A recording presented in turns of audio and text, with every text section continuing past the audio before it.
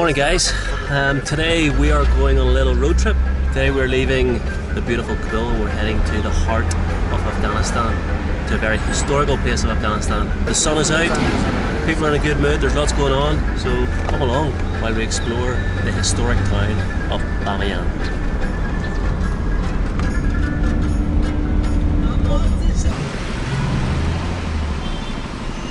That is a guy on the streets of Kabul selling these. Isn't that what he's selling?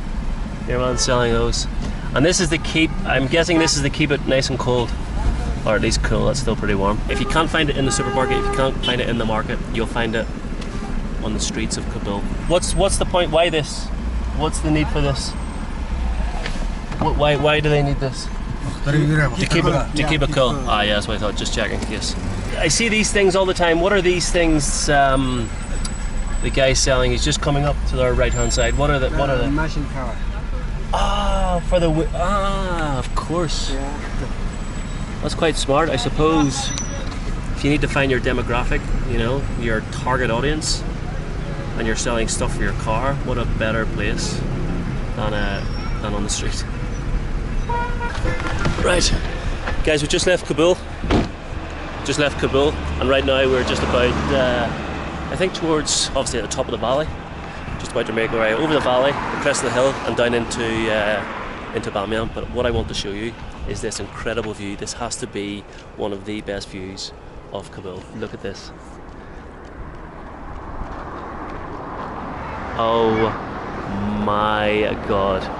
So here you've obviously got the residential settlement where these are obviously all houses. Then here, I'm guessing the most of these, you don't appreciate how big Kabul is. So in the distance, in the mountains, again, more homes. Yeah. And then so this will be the downtown, the city centre. Yes. See the hill? It's like a castle. Yeah. What is this? That hill, like castle. Yes, the castle in the middle of the city. See the castle? See the green thing? Oh yeah. Now what is that? Citadel? Yeah. Oh, right, okay. And now do the Taliban occupy it? Occupy, yeah, because the rest of city is under their control. They can see from there, yeah. Of course, so they use that as an observation. Control, yeah, observation. They can control very well the other side of the Kabul. Yeah, okay, that makes sense. That makes a lot of sense. So that could well be the epicenter of, I suppose, the control center for the Taliban. He's learning to be a guide. He's with us as a ride along nearly, so I has to ask him all the difficult questions. So there you go. There is the city of Kabul. How amazing is this? This is unbelievable. From here, the city look very amazing. It is. We don't appreciate, obviously the work that goes in to build some of these houses. There is the city of Kabul. Back in the car. So that was the first checkpoint of the day passed. That was a pretty major checkpoint. I bet that was a big checkpoint, huh? Yes. Is that the main Kabul checkpoint? Yeah. To leave to go to Bamiyan? After Kabul. Right, okay, so that's officially we're outside of Kabul. And what were they checking? Because again, I still don't know what the Taliban are trying to find. There are still more checkpoints. Okay. But what would another major checkpoint that you will register yourself with them? This one? No, the next one. The next one. So the next one's Bamiyan checkpoint, kind of? Yeah. Anyway. So this one was the Kabul leaving. But what were they checking? They checking this, just had my visa, my permits? Yes. Yeah. Okay. Checkpoint 2. Here we go. So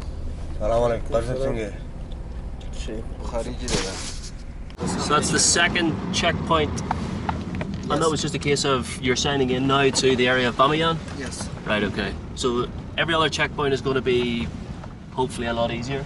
Going to be no signing in forms or anything like that. Pretty good. They were pretty good. No problems. This registration is for the security. Okay. What do we do here? P-break. Oh, you want to go to the toilet? Oh, okay, no worries. So maybe if I go this way, right behind me, you'll be able to see the checkpoint. You'll be able to see the influence, the American influence of the checkpoint, because you can see the Escos and the bastions. Those are the little, they're like mesh steel mesh containers, and then they're filled up with soil and other stuff, and then that obviously creates the barrier for, if it's a compound or whatever, for added protection, for bomb protection. So this is the direction to Bamiyan. This is the Hindi Kush Mountains, the famous Hindi Kush, yeah. which is Baba Mountains. I suppose the Hindi Kush is an extension of the Himalayas from Asia, that go down through, start in China, Tibet, Kathmandu, and then make their way towards Afghanistan and Central Asia. Afghanistan. Yeah, and these are all the cars going on their way. This building is The building is very strange. That's private. That's foreign. Here mentioned this building is foreign. Oh, it's foreign? Yeah. Ah, is there any reason why it's here? Because there's no other buildings here, you know? That building built because of some businessmen built because during the day they do their job there. During the night they can come and rest here. Now that makes sense. There we go. This is Wardak province. That's why he's here. So something else to add to the list of things in Afghanistan that will amaze you. We're currently at the petrol station here on our way to Bamiyan. We're here just filling up the car with fuel, and it's not fuel, petrol, diesel as we know it in the West. This is LPG, which I think it stands for something like liquid petroleum gas. So it's the very same gas we would use to heat our homes, except it comes in the form of this. This is how it's filled. Does he not understand I'm trying to take a video? Salam! What's he doing? One back till I finish this. No. What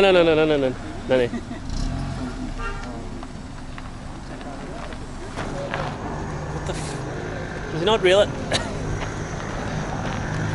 So what's he doing now? Fueling Petrol? Petrol. Right, I thought I had an idea what's going on. Now I'm completely confused.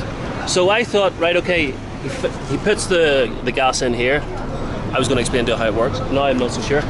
Why does he? Do you know why he uses both? For the starting of the car and for running gas. Ah, okay. So overall, it's probably cheaper. Right. Okay. So there you go. We do know. Learn something new every day. Huh? Life is a lesson. Just making our way through this town. This is incredible. Just to see how life moves here in Afghanistan. We're now about maybe an hour and 30 minutes outside of the city. So we stopped at the side of the road on our way into Bamiyan. We're about 2 hours, I think we're about halfway.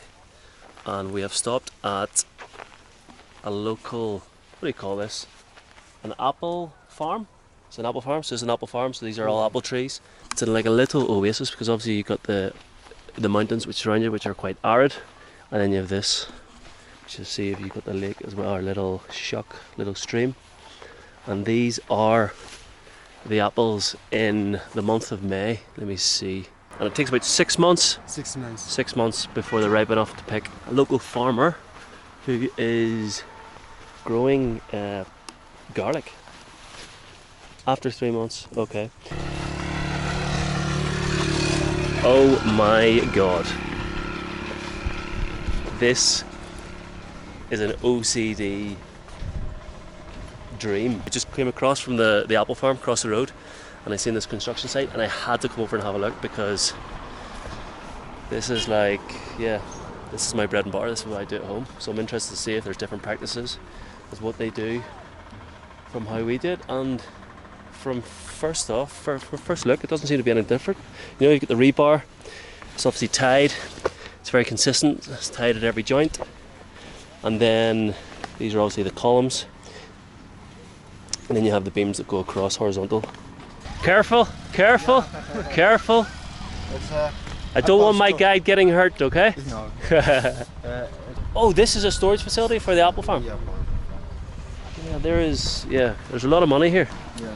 You know, so you can obviously see the different sizes of the rebar depending on obviously what the architect or the engineer's criteria was. And you have these professionals who put it all together. So let's have a look on this side where it's slightly less done. You can see in the beams there's a little bit more weight on the beams, taken on the beams, so they need to use the thicker rebar. This is the joy about Afghanistan. You can get access. Getting access to a site like this at home or anywhere in the West would just be impossible. Is this the roof, or will this be another floor? This is the roof. Okay. Welcome to a building site. This is a dream come true. This is genuinely. I couldn't see how happy I am to walk around a building site in Afghanistan. God, I blame my father. blame my dad for doing this. You obviously never seen a foreigner before, eh? Lamb. Yeah, the lamb. Come on. Afghani traffic jam, eh?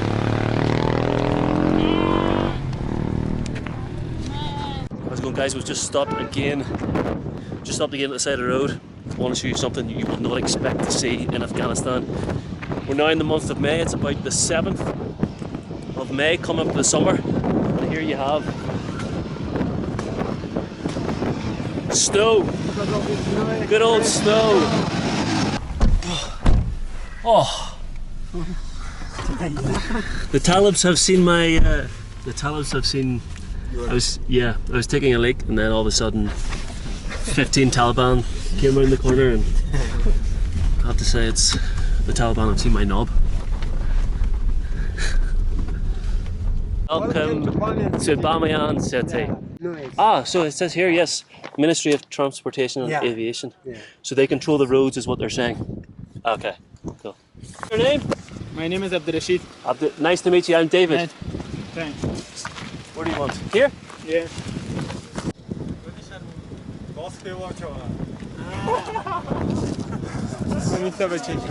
Hello. Welcome to Afghanistan. Welcome to Bamiyan city. Thank you very much. Goodbye. Thank you. You want to see this? Oh, yeah. Taro gorachi. Sanga da. That's very fine. Rada iPhone view. iPhone photo beautiful. Hold on. I think it needs to be this way. Because of the sun. Eh? Sunlight. Yeah. From that So I think it's perfect. Yeah. Over here? It's okay. Well, the Taliban are tall, huh? Bye. Thank you. So, more friends in the Talibs. See? Did you see how dangerous the Taliban were there? I can't believe I made it out of that alive. Jeez, I was frightened for my life. It's scary. Did you afraid? Yeah, it was very scary. You can see it was shaking.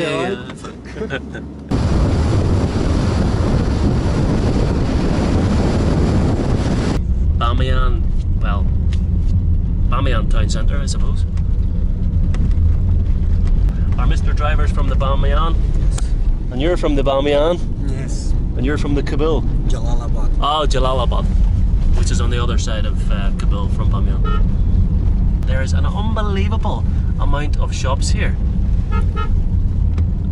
You know, this is fit for a population of about 1 million. How many people live in Bamiyan? How many people? 4,70,000 population. 70,000? 4,70,000. What? 4,70,000. What's 4 lakh?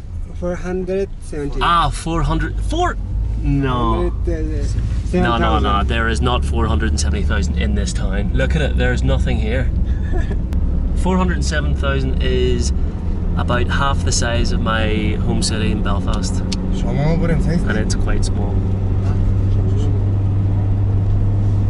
So, where are we off to now? First of all, we have to take lunch. Lunch. Okay, we're going for a bite to eat.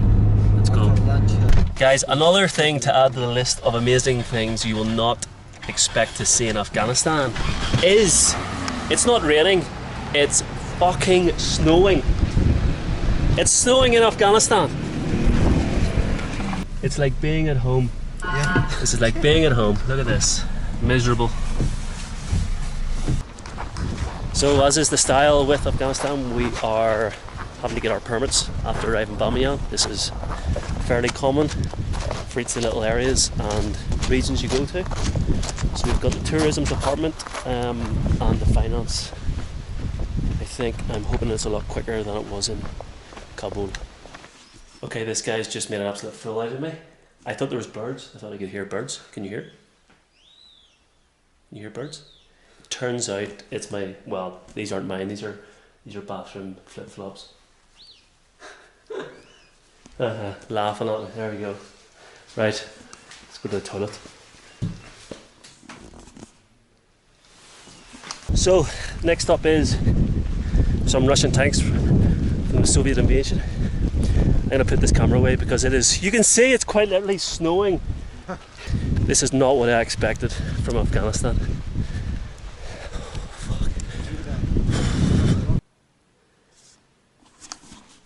Alright guys, how's it going? It was just getting too moist outside. Yeah, it was just too much, so we had to come in, checked into the hotel. The hotel is called Gholghola Hotel, I think. You can make your own mind up on that one. But yes, we're going to be in here, we're going to try and dry off and warm up. So in fact, hold on, the hotel has pulled out all the stops. We know there are only two things. There are only two things that help whenever you're wet, you're cold, you're miserable, you're moist.